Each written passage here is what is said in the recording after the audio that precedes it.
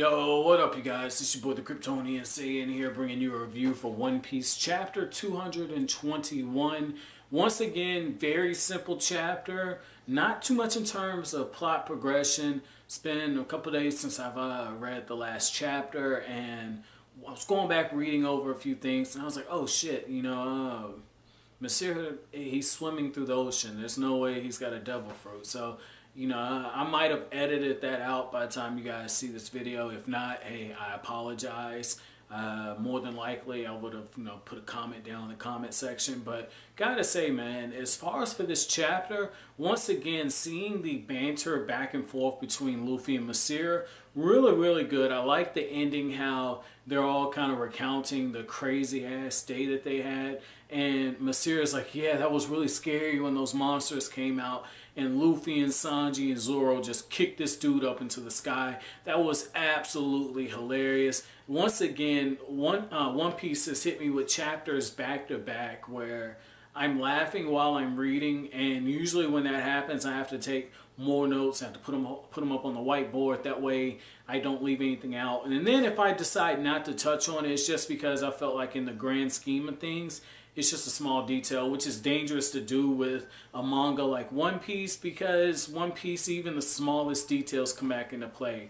Like Sanji could cut his finger tomorrow, right? And then they turn around 200 chapters later and they find out there's a blood bank somewhere, and then Nami's just like, you fool, you could have donated your blood for like 1 billion berries. So it's little small things like that. You never know how the smallest detail is going to come back into play with One Piece. So with that being said, this chapter, I like the whole idea of there being monsters, but at the same time, that was not what made the chapter for me. Therefore, I'm not really going to focus on just the extreme nature of the different monsters that did show up in this. I'm going to focus more on the Straw Hat Crew interaction, because for me, that was key. I felt like that was the biggest part for this chapter. In particular, I liked how we got to see Nami and Nico Robin. She shows up and she kind of breaks the mold for him. She tells him like, hey, these dudes did get eaten up. You see how this ship and everything is attached? We're gonna be dragged under if we don't do anything. And I just like seeing that, because Nico, for me, or Robin, what I keep seeing is she's once again proving that she's that Itachi figure. As soon as she showed up in the chapter, everything moved forward. Similar how every time Itachi showed up, everything moved forward in the Naruto series. Literally every time the plot got into gear. And it's the same thing here, because the last chapter, it moved along at a snail's pace. This chapter, during the times when Robin shows up, we get detail. There's stakes being raised. I really like this. She was a very much needed addition to the crew. So this was a very smart insertion by Oda. Now, one other thing that I do want to touch on when it comes to Nico Robin is I do think that she has potential to maybe be too serious of a character.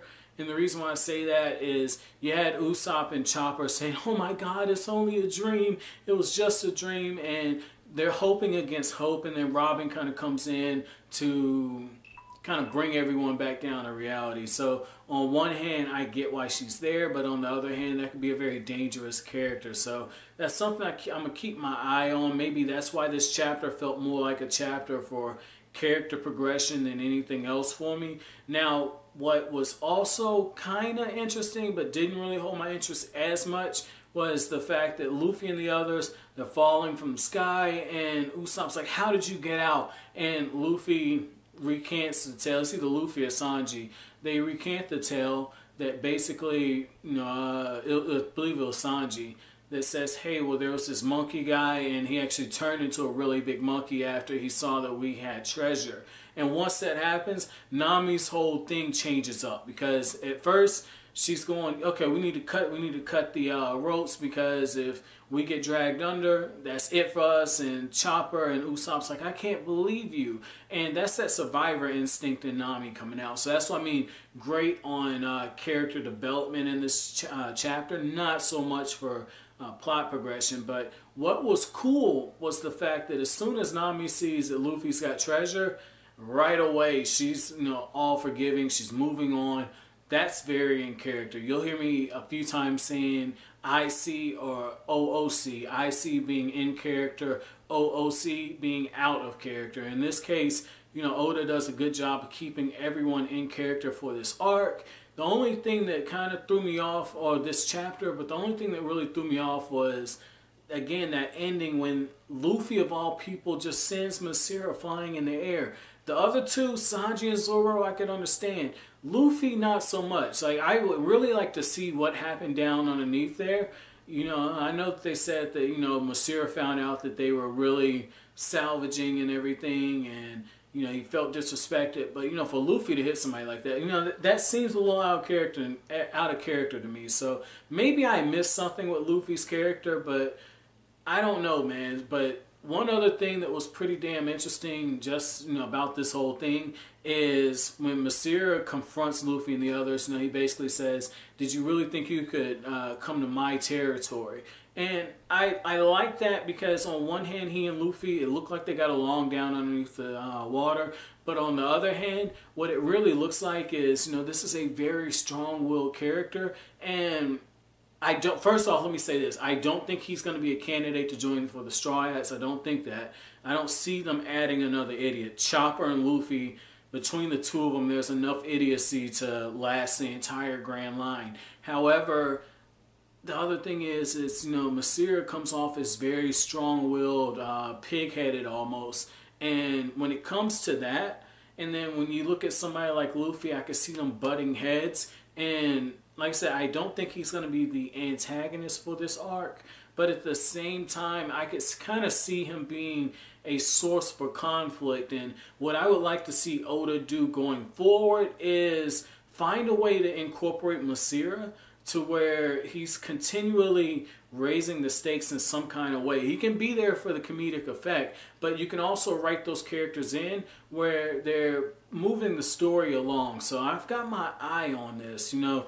This chapter for me, it was almost like the Gaimon chapter. I wasn't a real big fan of that, but there were more good things to grab in this chapter than the Gaimon chapter. So with that being said, guys, pretty decent chapter. I'd probably say 3.5 out of 5. But my chapter question for you guys is going to be this: if you were on the crew, okay, if you were Nico, or if you were Chopper, or if you were Nami, or you were Usopp, what decision would you have made? I guess the better way to rephrase this is if you were the captain of the ship in that moment and you see that you're about to be dragged under, what decision would you make? Would you wait for your friends, or would you cut tail and go for the survival route like Nami was talking about? What would you do and why?